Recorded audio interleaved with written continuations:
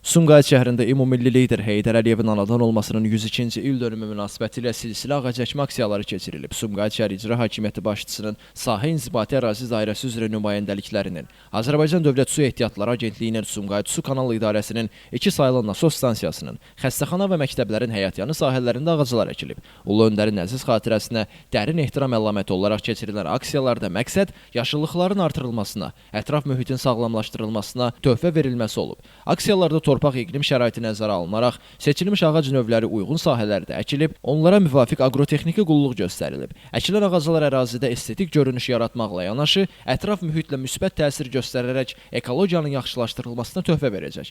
Ümummilli lider Heydər Əliyev Azərbaycanın ekoloji problemlərinin həllini, təbiət abidələrinin qorunmasını daim diqqət mərkəzində saxlayıb. Ekoloji vəziyyətin yaxşılaşdırılması, ətraf mühitin mühafizəsi, təbii sərvətlərdən səmərəli istifadə məsələlərinə xüsusi qayğı ilə yanaşıb. Dünyanın tanınmış böyük şəxsiyyətləri arasında qərinədən artıq müddətdə Azərbaycana rəhbərlik etmiş Ulu Öndər Heydər Əliyevin adının hörmətlə çəkilməsi onun beynəlxalq siyasətə təsir imkanlarının tükənməzliyi ilə bağlıdır. Rəvan nitqi, hadisələri qavrama qabiliyyətinə görə həmkarları arasında seçilən Ulu Öndər hakimiyyətinin bütün dövrlərindəki fəaliyyəti ilə özünə inamı, qələbənin formulunu şəxsi keyfiyyətlərində formalaşdırdı, təkmilləşdirdi. İllərin təcrübəsi göstərir ki, təfəkkürü, institusiyası ilə fərqlənən müdrik şəxsiyyət Heydər Əliyev bir-birini tamamlayan, insanları ardınca apara bilmək bacarığının ən ali zirvəsi olan varislik qanununun da müəllifidir. Ulu Öndər bugün cismən aramızda olmasa da, onun ruhu çox şaddır. Dahi liderin arzuları reallaşdı, Azərbaycan öz tarixi torpaqlarına qovuşdu.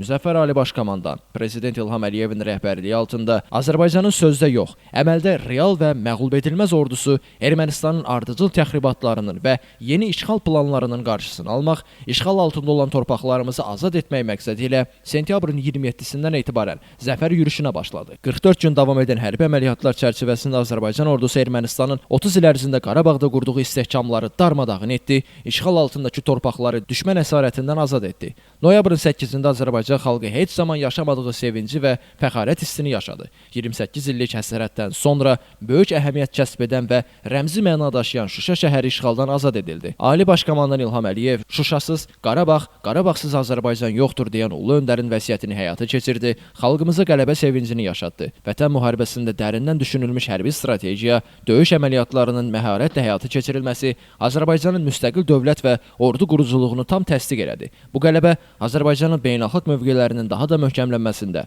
nüfuzunun yüksəldilməsində böyük rol oynadı. Elvin Qudratov, Şəmistan Fikrətli, Elbrus İsmailov, bugün informasiya proqramı üçün.